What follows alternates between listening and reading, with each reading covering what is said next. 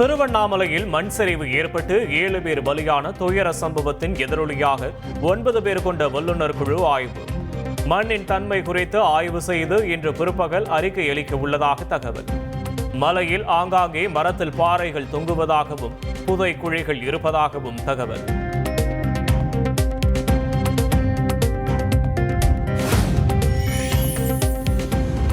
வல்லுநர் குழுவின் அறிக்கை பெற்ற பின்னர் திருவண்ணாமலை தீப திருவிழாவிற்கு பக்தர்களை அனுமதிப்பது குறித்து முடிவு. இந்து சமய அறநிலையத்துறை அமைச்சர் சேகர் பாபு பேட்டி. இதுதான் அந்த தீப திருவிழா. ஏற்கனவே அங்கே மேலே கொப்பரை ஏற்றுவதற்குண்டான அனைத்து ஏற்பாடுகளும் நடந்து கொண்டிருக்கின்றன. ஜியாலஜி கமிட்டியுடைய அறிக்கை வந்தவுடன் மாண்புமிகு முதலமைச்சர் அவருடைய கவனத்திற்கு கொண்டு சென்று அதற்கு அவர்களுடைய அறிக்கையை பொறுத்து என்ன மாதிரியான நடவடிக்கையை மேற்கொள்ளலாம் என்பதை மாண்புமிகு முதலமைச்சர் அவருடைய உத்தரவு பெற்று வெளியிடும். கடலூர் மாவட்டத்தில் பெஞ்சல் புயலால் பாதிக்கப்பட்ட பகுதிகளில் மத்திய குழுவினர் ஆய்வு. மேல்பட்டாம்பாக்கம், பகண்டை, அழகிய நத்தம், கண்டக்காடு, நாணமேடு உள்ளிட்ட பகுதிகளில் நேரில் ஆய்வு.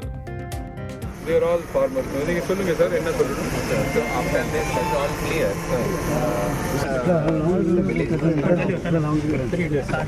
Sir only sent us boat and we came out. Collector.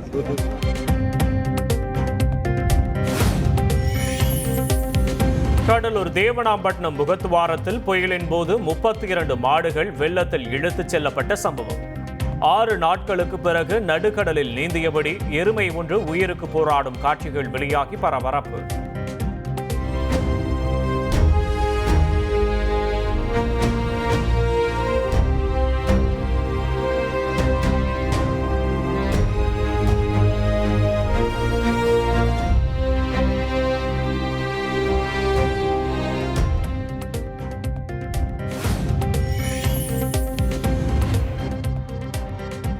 பிரதமர் மோடியை குறிவைத்து குண்டுவெடிப்புகள் நடைபெற உள்ளதாக மும்பை போக்குவரத்து போலீசாரின் வாட்ஸ்அப் எண்ணிற்கு மர்ம நபர் மிரட்டல்.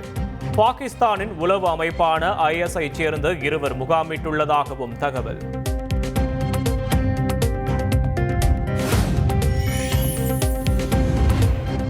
விசிக துணை பொதுச் செயலாளர் ஆதவ் அர்ஜுனா மீது நடவடிக்கை எடுக்கப்படுமா என்பது குறித்து விரைவில் அறிவிப்பு.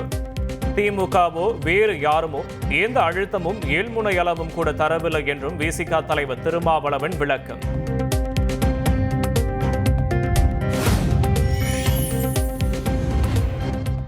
திமுகவை அரசியல் எதிரி என்று விஜய் வெளிப்படையாக அறிவித்த பின்னர் அந்த நிகழ்ச்சியில் பங்கேற்க இயலாது. விஜயுடன் ஒரே மேடையில் நின்றால் அதை வைத்து அரசியல் சூதாட்டம் நடத்த சது என்றும் திருமாவளவன் குற்றச்சாட்டு. பேசாமல் அந்த நூல் வெளியீட்டு விழாவிலே ஒருங்கிணைந்து நின்றாலும் கூட சுற்றி இருப்பவர்கள் அதை அரசியலாக்குவார்கள். இதற்கென்று பல பேர் காத்து கிடக்கிறார்கள். ஆகவே அவர்களுக்கு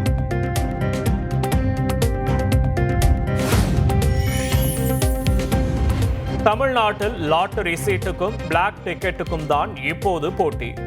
தாவேக தலைவர் விஜய் குறித்து அமைச்சர் தாமு அன்பரசன் விமர்சனம்.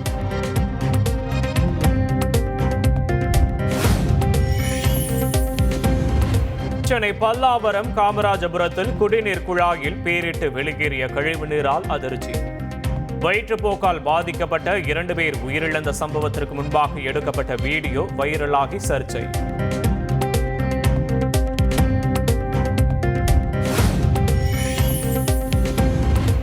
தமிழக மீனவர்கள் 8 பேரை கைது செய்தது இலங்கை கடற்படை. நெடுந்தீவு அருகே எல்லை தாண்டி மீன்பிடித்ததாக கூறி நடவடிக்கை.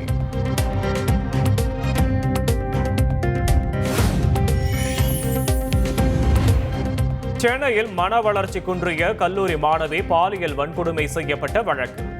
கல்லூரி மாணவர் +2 மாணவரை கைது செய்து சிந்தாதிரிப்பேட்டை மகளிர் போலீசார் விசாரணை.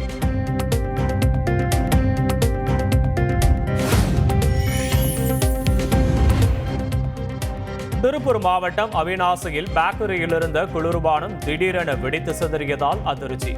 CCTV காட்சிகள் வெளியான நிலையில் சம்பந்தப்பட்ட நிறுவனத்திடம் புகார்.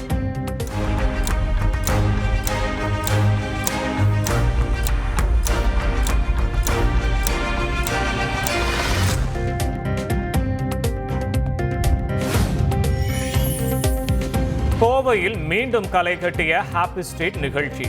திடீரென ஏற்பட்ட கூட்ட நெரிசலில் சிக்கி சிலர் காயமடைந்ததால் பரபரப்பு.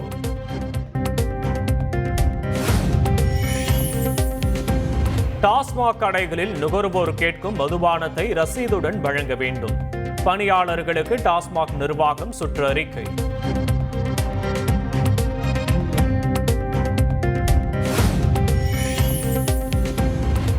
ஈரோடு தருமபுரி மாவட்டத்தின் பல்வேறு பகுதிகளில் கடும் பனிமூட்டம்.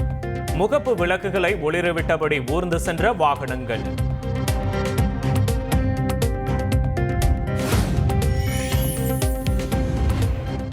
வங்கக்கடலில் நிலவும் காற்றழுத்த தாழ்வு பகுதி 11ஆம் தேதி இலங்கை தமிழக கடற்கரையை நெருங்கும்.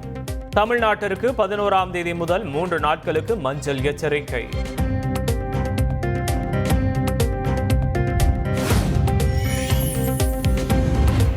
சென்னையின் குடிநீர் ஆதாரமாக விளங்கும் புழல் ஏரிக்கு நீர்வரத்து முற்றிலுமாக நிறுத்தம். 209 கன அடி நீர் வந்து கொண்டிருந்த நிலையில் மழை நின்றதால் நீர்வரத்தும் நின்றதாக தகவல்.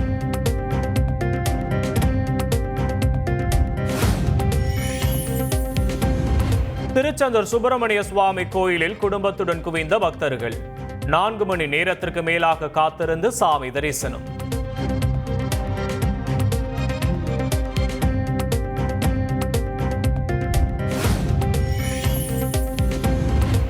தென்கொரிய அதிபரை பதவி நீக்கம் செய்யும் தீர்மானம் தோல்வி. சொந்த கட்சி எம்பிக்கள் வாக்களிப்பை புறக்கணித்ததால் பதவியை தக்க வைத்தார் அதிபர் யூன் சுக் யோல்.